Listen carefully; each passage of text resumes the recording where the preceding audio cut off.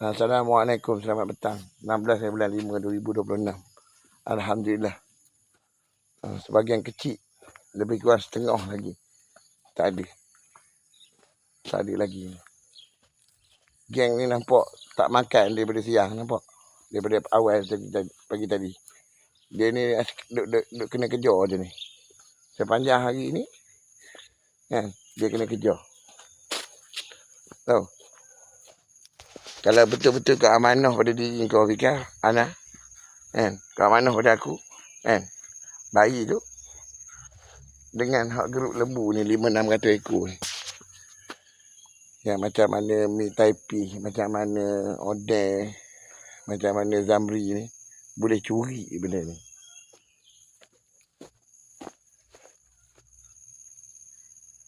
Kau tahu tak? Itu pasal aku kata jangan berhubung, jangan mesej, jangan bercakap, jangan buat apa. Yang mak keling tu, dia telefon. Kau bukan tak tahu suara mak keling yang bercakap dekat situ. Kan? Mak keling ni dia argument dia, aku jujur, aku amanah konon-konon ni. Aku tak jujur, aku tak amanah. Kan? Dia tak payah buat kerja pun. Dia dah ada. Umur dah 42, 43.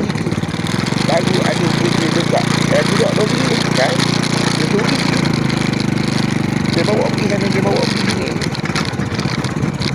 Dia nak tunjuk dia bijak dekat situ. Kau percaya dia tak percaya? Amanah tak amanah? Jujur tak jujur? Kerek lori dia tak ada pun. Saya dekat yang lori pada putih pada besar. Tak ada. Tapi terus lori pun tak ada payah. Minyak tu.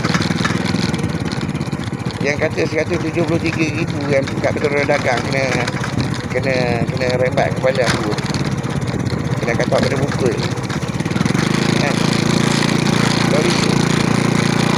Dia takkan jadi sampai dekat tinggi kata minyak saja. Kalau tinggi kata itu minyak sewa dia banyak mana.